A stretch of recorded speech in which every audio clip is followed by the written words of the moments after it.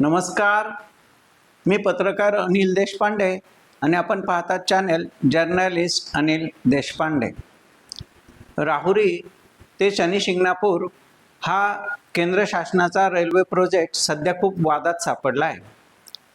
2-3 दिवसापूर्वीच भूमापन करण्यासाठी तिथे सिटी सर्वेचे जेव्हा अधिकारी पोहोचले होते तेव्हा त्यांना शेतकऱ्यांच्या तीव्र रोषाला सामोरं जावं लागलं. हो, या प्रकल्पाच्या 2 बाजू आहेत हे आपल्याला चॅनल म्हणून आम्हाला देखील मान्य आहे. आज यातली एक बाजू आपण समजून घेणार आहोत, जी या शेतकऱ्यांची आहे, जी या प्रकल्पामुळे बाधित होणाऱ्या शेतकऱ्यांची आहे.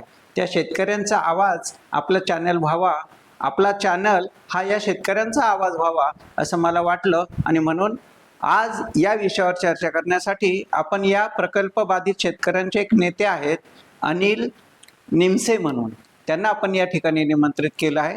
निमसे साहेब नमस्कार. नमस्कार.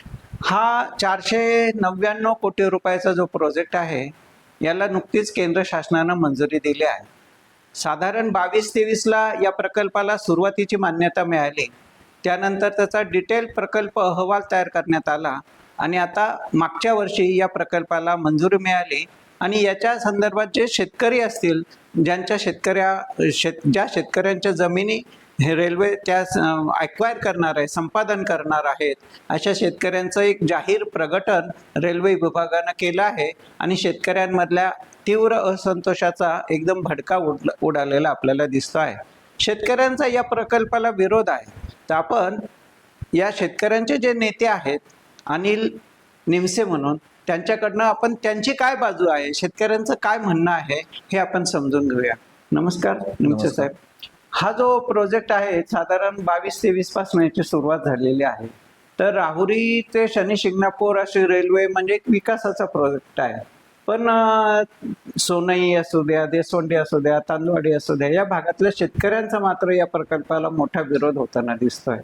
तर काय नेमकं आता जे तुमच्या 2-3 दिवसापूर्वी घटना घडल्या त्या जरा काय झालं त्या सांगा. विरोधचं कारण असं आहे का, जे तांदूळवाडी असं नाही, विरोधाचं कारण आपण नंतर बोलू, पण आता जे काही अधिकारी आले होते शेतकऱ्यांनी काय केलं, भूसंपादनाचे अधिकारी हे ज्यावेळेस जमीन मोजायला आले त्यावेळेस सर्व शेतकरी, बाधित शेतकरी तिथं एकत्र झाले. एकत्र झाल्यानंतर त्यांनी त्यांना विरोध केला, बाबा हे काय तुम्ही मोजमाप करू नका. त्यामुळं मग ते तिथं थांबून गेले. ते ज्याचा करोडून विरोध होता त्याच्यामुळे त्यांना तिथं थांबावं लागलं आणि त्याच्यानंतर त्यांनी पंचसमक्ष नाही का जबाब नोंदवा, ते आमचं ते सह्या करून त्यांनी निवेदन घेतलं. मग हा जो तुमचा विरोध आहे हा तुम्ही याआधी पण शासनाच्या कडं कुठल्या पातळीवर पोहोचवलाय का? आम्ही शासनाकडं वारंवार त्याच्याविषयी निवेदन सादर केली होती. त्याच्या हरकती घेण्यासंदर्भात आम्ही त्याची काही सुनावणी वगैरे झाली का? उपजिल्हाधिकारी होत्या भूसंपादनच्या 3 सायली सोळंके मॅडम होत्या, त्यांनी आम्हाला दिली. त्याच्यानंतर आम्ही 400 पैकी जवळजवळ 350 ते 450 लोकांनी त्याच्यावर हरकती घेतल्या होत्या. त्यानंतर त्यांची एक सुनावणी बी झाली. त्या सुनावणीला सुद्धा आम्ही सर्व शेतकरी जाऊन त्याच्यावर पुन्हा हरकत घेतली. पण त्या हरकतीनंतर त्यांनी काय त्याचा काही विचार नाही केला. त्याच्यानंतर त्यांनी परत भूसंपादनच्या लोकांना पत्र पाठवून परत ते मोजणीला आले. त्याच्यामुळे आमचा तीव्र त्याला विरोध झाला का आमचं म्हणणं कोणी शासन मानून ऐकून घ्यायला ऐकायला तयार नाही. या संदर्भात आता जे तुम्ही म्हणताय तुमचा विरोध आहे शेतकऱ्यांचा, साधारण या एकूण शनी शिंगणापूर पासून ती राहुरी ही कशी रेल्वे जाणार आहे जरा सांगा. हे आता आपण तांदूळवाडी स्टेशन पासून तांदूळवाडी कोंढोड मार्गे देसुंडी मार्गे देसुंडी घेतली का देसुंडी मार्गे तमनर आखाड्यानंतर उमरा येतं. उमऱ्यानंतर ब्राह्मणी नंतर वंजारवाडी, नंतर बेलेकरवाडी नंतर श्रीरामवाडी म्हणून वस्ती आहे. तिथून नंतर ती गावाच्या बाहेरून Landewadi road, Ganeshwadi road, खरोंडी road असं सोने गावात येते. सोने गावातून ते एक कांगुनी रोड म्हणून आहे, त्या रोड क्रॉस करून ती शनी शिंगणापूरच्या बॅक साईडला येते. अच्छा, साधारण किती किलोमीटरचा हा सगळा? सारा 20-21 किलोमीटरचा अंतर आहे. यामध्ये किती शेतकरी या सगळ्या प्रकल्पात शासन रेल्वे किती जमीन ॲक्वायर करणार आहे, काय भाई तुमच्याकडे माहिती त्याची? आता ते भागाची 43 हेक्टर आहे आणि रावरी भागातली काही म्हणजे अशी बरीचशी जमीन त्याच्यात साधारण 50 ते 55 हेक्टर. 55 हेक्टरच्या पुढे भागातले 43 हेक्टर. तमनर आखाडा, देसोंडी आणि तांदवाडीची काही गाव शेतकरी असे मिळून साधारण 50-52 हा 50-52च्या पुढंच हेक्टर. हेक्टर. बरोबर. आपण सगळ्यांचा जो विरोध आहे त्याची नेमकी काय कारण आहेत, कशासाठी काय असतं? जनरली कुठलाही प्रोजेक्ट म्हटलं की शेतकरी विरोध करत असतात. आता मग नेमकं तुमचं काय कारण आहे ते सांगा जरा. आमचं आज कारण आहे का जो ह्यो भाग आहे याच्यात एकही एकर जमीन अशी पडीक नाही, बरं. सर्व बागायत क्षेत्र आहे. आणि ज्याचं जीवन म्हणजे हे भागातलं जे दळणवळण आहे, जीवन आहे, जो उपजीविकेचा प्रश्न आहे, हा सर्व शेतीवर आहे अवलंबून. आणि सगळ्यात म्हणजे सगळ्यांना अल्पभूधारक शेतकरी. बर. आणि ही जर जमीन गेली तर जगायचं कसं, हा सगळ्यात मोठा प्रश्न शेतकऱ्यांवर. त्याच्यात पाणी आहे, सिंचन आहे, ऊसाचं पीक जास्त आहे, दूध धंदा त्याच्यावर जास्त आहे. त्यामुळे आमचा त्याला विरोध आहे. म्हणजे शेतीवर अनुषंगानं इतर जे काही उद्योग विकसित झालेले आहेत ती जर शेतीच गेली तर ते उद्योग पण कोलमडून पडणार आहेत. आणि मग शेतकऱ्यांच्या चरितार्थाचा प्रश्न निर्माण होणार. मला एक सांगा, तुमचे असं काही म्हणणं आहे का की आम्हाला जादा मोबदला मिळावा? काय मोबदला मिळण्यासंदर्भात रेल्वेने काही सांगितलंय तुम्हाला की किती मोबदला मिळेल वगैरे काही असं काही आहे का? आम्हाला त्यांनी मोबदल्याचा विषय नाही आणि मोबदला बी आम्हाला लागत नाही. कारण जी ही बापजाद्याची जमीन आहे ही जर गेल्यानंतर मोबदला घेऊन करायचं काय? आणि त्याच्यात आमच्या भावनिक अस्तित्व त्याच्यात आहे का आपल्या बापजाद्यापासून ती जमीन आलेली आहे, ती जर आज हिरवून घेत असली तर त्याचा उपयोग काय? त्याच्यामुळे आम्हाला मोबदला पैसा याचा कोणताही लालच नाही. आम्हाला फक्त आमची जमीन किती जरी मोबदला दिला असेल तरी आम्ही शेतकऱ्यांचं म्हणणं आहे की आम्हाला तुमचा मोबदला नाही लागत, आम्हाला फक्त आमची किती जमीन वाढून दिला तरी आम्ही शेतकरी तयार नाही असं तयार नाही आम्ही. हो. मग तुम्ही हा जो विरोध आहे जरा कसं असतं, अनेकदा शासनाच्या प्रतिनिधींकडे आपलं म्हणणं मांडलं तर ते जरा आपला आवाज होत असतात. इथे परवाच्या दिवशी जेव्हा प्राजक्त दादा तनपुरे विधान परिषदेवर आमदार म्हणून निवडून आले, त्यांचा जेव्हा सत्काराचा कार्यक्रम झाला त्या सत्काराच्या कार्यक्रमात देखील त्यांनी हा मुद्दा उपस्थित केला होता की ज्याला जिल्ह्याचे पालकमंत्री नामदार राधाकृष्ण विखे पाटील देखील उपस्थित होते. त्याआधी प्राजक्त दादांच्या नेतृत्वाखाली राहुरी तहसील कार्यालयावर पण एक मोर्चा नेला होता आणि त्यांनी पण लेखी निवेदन दिलेलं होतं, ते पण माझ्याकडे आहे. की त्यांचं म्हणणं असं होतं की अन्य काहीतरी पर्याय आहे, तर त्या अन्य पर्यायाचा आपण थोडा वेगळा विचार करू. त्यावेळेस या संदर्भात सोलापूरला पण एक बैठक नुकतीच झाली होती, त्यालाही नामदार साहेब डॉक्टर राधाकृष्ण विखे पाटील उपस्थित होते. आणि त्या बैठकीत त्यांनी जे सांगितलं त्याचाच पुनरुच्चार त्यांनी राहुरीतल्या सभेमध्ये केला. तर त्यांनी काय सांगितलं की या सगळ्या बाधित प्रकल्पग्रस्त शेतकऱ्यांचं जे काही म्हणणं आहे अधिकाऱ्यांनी ते सगळं विचारात घ्यावं आणि त्यानुसार आपली पुढची धोरणं ठरवावी.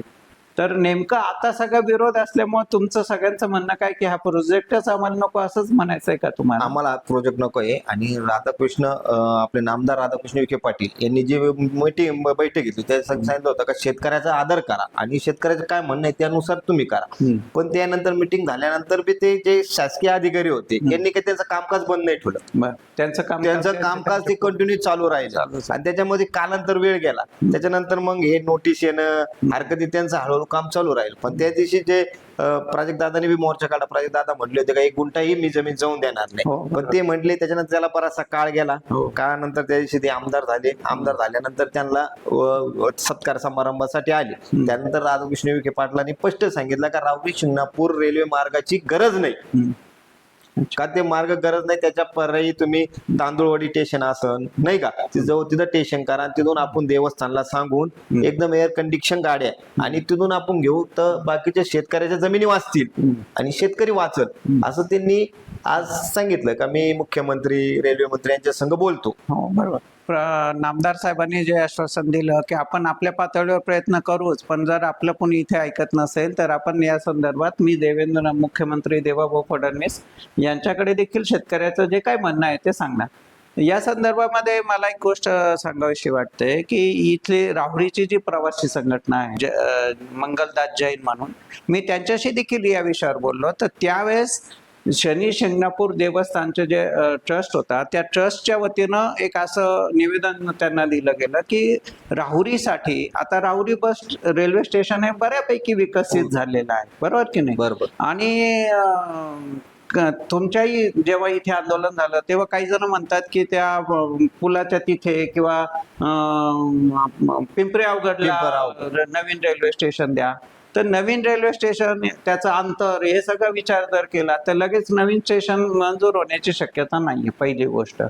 त्याच्यापेक्षा जर ऑलरेडी राहुरी स्टेशन मंजूर आहे, तिथं डेव्हलप झालंय, चांगले मोठे प्लॅटफॉर्म विकसित झालेले आहेत, तर राहुरी रेल्वे स्टेशनला जर शनी शिंगणापूर चा जर थांबा दिला, असं प्रयत्न दिलीप गांधी ज्यावेळेस खासदार होते तेव्हापासून हे सगळे प्रयत्न चालू होते. परंतु ते न करता आज शासन थेट रेल्वे तिथपर्यंत नेऊ इच्छितं. बरं, या प्रकल्पाचा आजचा खर्च 499 कोटी रुपये आहे. प्रत्यक्षामध्ये त्याचा पूर्ण होण्याचा कालावधी हा 3 वर्ष ते म्हणतायत. पण प्रत्यक्षात या सगळ्या शेतकऱ्यांचा तीव्र विरोध पाहता कदाचित काय होईल आणि किती वेळ लागेल आपण बघतो की शेतकऱ्यांच्या तीव्र विरोधापुढे शासनाला अनेकदा नमतं घ्यावं लागलेलं आपण बघतो.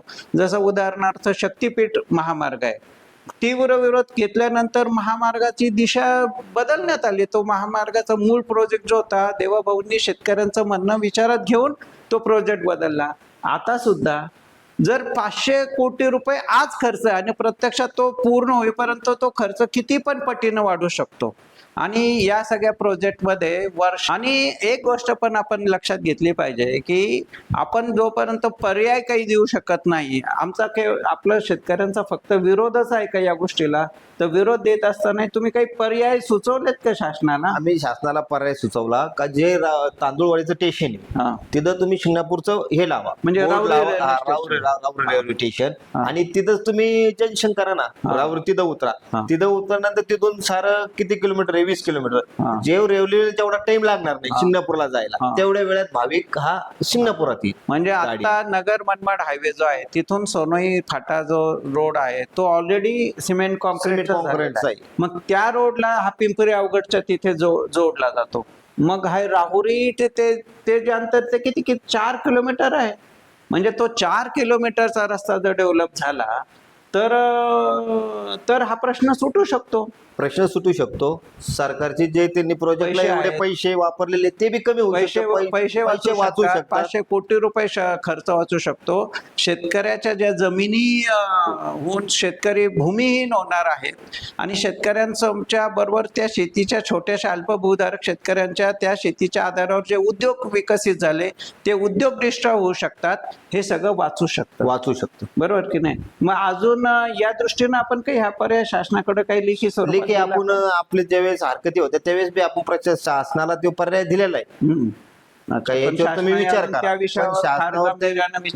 विचार नाही केला. मग आता शेतकरी नेते म्हणून तुमची शासनाला परत काही विनंती आहे, मुख्यमंत्र्यांना विनंती आहे, रेल्वे मंत्र्यांना काही विनंती आहे की हा जो प्रोजेक्ट आहे याऐवजी तुम्ही जो पर्याय सुचवता की राहुरी रेल्वे स्टेशनला शनी शिंगणापूर साठी थांबा दिला आणि हा जो 2 ते 4 किलोमीटरचा रस्ता विकसित झाला, तर 20 किलोमीटर अंतर म्हणजे काही फार नाहीये काहीच. आणि कनेक्टिव्हिटी मुख्य म्हणजे कसं आहे, या रस्त्यालगत ऑलरेडी आज खूप छोटे छोटे व्यावसायिक आहेत. हॉटेल व्यावसायिक असतील, रसवंतीगृह असतील, इतर काही दुकानं असतील. हे सगळे त्या येणाऱ्या भाविकांवरच्या याच्यावर रोजीरोटी. आणि जर डायरेक्ट थेट शनी शिंगणापूर पर्यंत रेल्वे गेली तर हे जे छोटे छोटे व्यावसायिक आहेत त्यांचा देखील प्रश्न गंभीर होणार आहे. 100% प्रश्न गंभीर होणार आहे, नाही का? कारण आता जे रोडचे आपला रोड आहे एकदम कॉन्क्रिटीकरण केलेलं, त्याला आता मागच 200 कोटीच्या पुढं निधी आलता तो केला. आणि बाकीचे हॉटेलवाले, रसवंतीवाले आणि बरेचसे व्यावसायिक त्याच्यावर अवलंबून. बरोबर. आणि जर इकडून डायरेक्ट झालं तर त्यांचं काय? बरोबर, त्यांना बी पर्याय नाही ना. म्हणजे हा प्रश्न फक्त शेतकरी अल्पभूधारक होणार, शेतीवर आधारित रोजगार बुडणार, शेतीवर आधारित उद्योग हे होणार, एवढंच नुकसान नाही तर हे जे छोटे छोटे व्यावसायिक आहेत. मग आणि अशा पद्धतीनं जर आपण राहुरीत हा थांबा मंजूर केला तर पर्यटनाच्या दृष्टीनं ट्रान्सपोर्टचा बिझनेस वाढू शकतो, रिक्षावाल्याचा बिझनेस वाढू शकतो. या सगळ्याचा विचार करता तुम्ही शासनाकडे तुमचं नेमकं म्हणणं काय सांगाल? आम्ही शासनाला तेच सांगितलं की तिथं केल्यानंतर इकडे जे रोजीरोटी, जो हॉटेल व्यावसायिक आहे, रसवंती व्यावसायिक आहे, यांचं प्रत्येकाचं जीवन त्याच्यावर आहे. मग हा जर प्रोजेक्ट तिथं स्टॅन केला तर जाणारी जी शेतकऱ्याची जमीन आहे, अल्पभूधारक आहे, त्याच्यावर जी उपासमारीची वेळ येणार आहे ती बी थांबन, त्यांची शेती वाचन, दूध व्यवसाय, ऊस व्यवसाय त्यांचा चालू राहील. त्याच्या या संदर्भात तुम्ही मिनिस्टर साहेबांशी बोललात, नामदार साहेबांशी बोललात, डॉक्टर राधाकृष्ण विखे पाटील, की जे एक शेतकरी नेते आहे आणि शेतकऱ्यांच्या सगळ्या परिस्थितीची त्यांना पण पूर्ण कल्पना आहे. या भागात पूर्ण बागायती शेती आहे. आणि मग असं काही आपली चर्चा झाली का की थेट मुख्यमंत्र्यांकडे आपल्याला शिष्टमंडळ घेऊन चला असं काही म्हटलेत का ते? आता ज्या दिवशी त्यांनी शब्द दिला शेतकऱ्यांना का इथं नाही केलं तर आपण मुख्यमंत्री फडणवीस साहेबांसंग बोलू, रेल्वे मंत्र्यांसंग बोलू आणि कलेक्टर साहेबांसंग एक मिटिंग लावू. बरं. म्हणजे 4-5 भारतीय जनता पक्षाचे जे उपाध्यक्ष आहे डॉक्टर सुजय विखे पाटील यांच्याशी पण काही आपण या संदर्भात नाही त्यांच्या संघ नाही झाले. तर तुमच्या भागातले लोकप्रतिनिधी आमचे लोकप्रतिनिधी खासदार भाऊसाहेब वागचौरे होते, त्यांच्या संग माझा फोनवर 2दा कॉन्टॅक्ट झालं, पण त्यांनी ते काही एवढं विषय मनावर नाही घेतला. अच्छा. फक्त ते म्हणे या भेटा, पण आता ते त्यांचं कसं लोकप्रतिनिधी जेव्हा त्यांना गरज असते तेव्हा आपल्याकडे येतात बरं. आणि आज शेतकरी अडचणी तर ते आपल्याकडे पाहायला तयार नाही. अच्छा, बर. मग आज आपण या शेतकऱ्यांचं याशिवाय अजून आपल्याला काही सांगायचं आहे की नेमका तुमचा विरोध काय या संदर्भात? आता विरोध आहे यामध्ये तर सोनई गाव हा. आहे. सोनई गावाच्या तिथं असं ना तिथं लहान लहान समाज आहे. हा. आणि त्या समाजमध्ये 1-1, 2-2 गुंठा त्यांनी जमीन घेतलेली, जागा घेऊन तिथं सरकारने त्यांना घरकुल बी मंजूर केले आणि एक थोडे पैसे जमा करून त्यांनी 2-2, 4-4 खोल्या बांधल्या. आता ते बी त्या प्रोजेक्ट मध्ये म्हणजे ते बी भूमिहीन होणार आहे. मग त्यांचं काय, सरकारने त्यांचा बी विचार करायला पाहिजे. साधारण या प्रकल्पात बाधित शेतकऱ्यांची संख्या किती आहे? बाधित शेतकऱ्याची संख्या तशी 400. अच्छा, सगळे हो. तिथपासून ते आता सोनं आणि राहुरीपर्यंत. राहुरी पाव तर 800 लोक आहेत हो टोटल. का? हो, 800 शेतकरी आणि प्लस त्यांच्या एका घराच्या शेतकऱ्यामध्ये कुटुंबामध्ये 4-4 व्यक्ती असतात हो. आणि त्यांचं जीवन सारं शेतीवर आणि शेतीशी शेतकऱ्याचे एक वेगळं भावनिक नातं एक पण भावनिक नातं आहे. बाप म्हणजे ती दादाचे त्याचा आर्थिक उत्पन्नाचा जसा मुख्य स्रोत आहे त्याचबरोबर त्या शेतीशी पण त्याचं भावनिक नातं असतं. भावनिक नातं आहे आणि शेती असली तर समजा शेतकरी वर्ग असा आहे, शेती असली तर आता नोकरी तर मिळत नाही, बरं. त्याच्यामुळे आम्हाला दूध धंदा करावा लागतो. आणि दूध धंद्यामध्ये आता नेमकं मुलांना आता मुली बी द्यायना कुणी. हा. बरोबर. हा ये सामाजिक प्रश्न आहे. आणि सामाजिक प्रश्न असा त्यातही आहे पुन्हा या जमिनी गेल्या तर आणि आता पुढचं काय जमिनी गेल्या. आता काही असं झालं का काही मुलांचे लग्न जमलेले होते, होणार? पण हे रेल्वेचं ज्यावेळेस आलं जमीन गेल्यानंतर ते लग्न सुद्धा मोडायची वेळ आली. कारण ते म्हणजे याला जमीनच राहिली तर ह्यो काय करेल करणार? अच्छा. आणि हे पैसे जे देणार आहे ते कुठं टिकणार आहे. तर आज या प्रकल्पाबाधित शेतकऱ्यांपैकीची बाजू आपण समजून घेतली. आम्ही चॅनेल म्हणून विचार करताना रेल्वे किंवा कुठलाही विकासाचा प्रकल्प असला की प्रकल्प बाधित शेतकऱ्यांचा तीव्र बाधित लोकांचा विरोध हा ठरलेलाच असतो. पण त्यांची पण एक आवाज आहे, त्यांचा पण एक महत्त्वाचं म्हणणं आहे आणि त्यांनी सुचवलेला पर्याय जो आहे तो शासनाचे कोट्यावधी 500 ते 700 कोटी रुपयापर्यंतचा खर्च वाचू शकतो. आपण तिरुपतीलाही जातो, तिरुपतीच्या तिथे रेल्वे स्टेशन आहे, पण तिरुपतीच्या रेल्वे स्टेशन पासून पुढे मंदिर जे आहे बालाजी मंदिर हे जवळजवळ 20 ते 21 किलोमीटर अंतर लांब आहे. आणि म्हणून या शेतकऱ्यांचं असं वाटतं की इथे हे अंतर त्याहीपेक्षा कमी आहे. साधारण 17 ते 18 किलोमीटर रोडने ते आहे आणि ऑलरेडी 4 किलोमीटर त्याला जोडणारा रोड विकसित झाला तर पुढचा रोड जो आहे तो सगळा सिमेंट कॉन्क्रीटचा ऑलरेडी झालेलाच आहे. तेव्हा शासनासमोर हा जो या प्रकल्प बाधित शेतकऱ्यांनी पर्याय सुचवलेला आहे, राहुरीतल्या प्रवासी संघटनेनं हा जो पर्याय सुचवलेला आहे, या पर्यायाबाबत शासनाने आजपर्यंत विचार केला नसेल तर कमीत कमी तो विचार करावा, जेणेकरून शासनाचे 500 ते 700 कोटी रुपये खर्चही वाचू शकतात आणि पुन्हा शेतकऱ्यांचं मुख्य जे आहे की शनी शिंगणापूर जोडलं जावं रेल्वेला, तर ते रेल्वेला देखील जोडलं या पद्धतीनं बाय रोड आणि बाय रेल्वे असं जोडलं जाऊ शकतं. तेव्हा राहुरीला शनी शिंगणापूरसाठी थांबा देणं हा जो विषय या प्रकल्पबाधित शेतकऱ्यांनी आता पर्याय म्हणून सुचवलेला आहे, त्याचा शासनानं रेल्वेनं गंभीरपणे विचार करावा असं या सगळ्या शेतकऱ्यांचं म्हणणं आहे. आणि यासाठी ते जेव्हा नामदार साहेब राधाकृष्ण विखे पाटील यांना भेटले तेव्हा त्यांना देखील त्यांचं बरंचसं म्हणणं पटलेलं दिसतंय आणि ते देखील या बाबतीत शेतकऱ्यांची व प्रश्नांच्या संदर्भात मुख्यमंत्र्यांकडे मुख्यमंत्री देवाभाऊ यांच्याकडे शेतकऱ्यांचं म्हणणं सगळं मांडणार आहेत. तेव्हा या सगळ्या विषयाची एक बाजू समजून घेण्यासाठी आज आम्ही मुद्दाम या ठिकाणी अनिल निमसे हे जे शेतकरी नेते आहेत, ज्यांनी आंदोलनामध्ये प्रत्यक्ष भागही घेतला होता, जे स्वतः बाधित शेतकरी आहेत, अशा आता या ठिकाणी 3-4 ठिकाणी त्यांनी भाषणंही केली आहेत आणि मोठमोठ्या जवळजवळ त्यांनी तुम्ही संघटना स्थापन केली. त्याचे किती सदस्य त्या बाधित शेतकऱ्यांचे? 300 ते 400 शेतकरी त्या संघटनेचे सदस्य आहेत. तेव्हा हा सगळा त्या शेतकऱ्यांचा आवाज शासनापर्यंत पोहोचवण्याचा आमचा प्रयत्न आहे. दुसऱ्या एका भागामध्ये या संदर्भातली दुसरी जी बाजू आहे ते देखील आम्ही मांडण्याचा निश्चितपणे प्रयत्न करू. पण शेतकऱ्यांचा आवाज आपल्या पोहोचण्याचा हा जो आमचा प्रयत्न आहे तो देखील आपल्याला निश्चितपणे आवडला असेल. आपण आमचं चॅनल लाईक करा, शेअर करा आणि सबस्क्राईब करा. आणि निमसे साहेब, तुम्ही आज या ठिकाणी आलात आमच्या चॅनलवर आणि शेतकऱ्यांची बाजू अत्यंत प्रभावीपणे मांडली, त्याबद्दल धन्यवाद. धन्यवाद सर.